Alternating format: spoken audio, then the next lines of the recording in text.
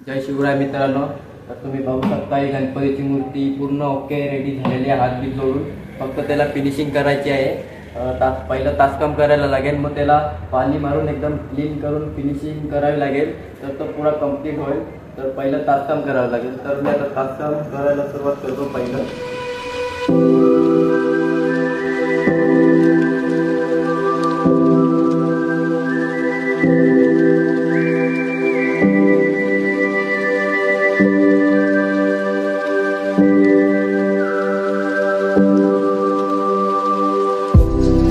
तर तुम्ही ही मूर्ती बघू शकता, एकदम जोडून हात बीत जोडून काच्यातून काढून झालेली आहे. एकदम क्लीन झालेले, फक्त त्याचं तासकाम करायचं आहे. बघू शकता तुम्ही मूर्ती.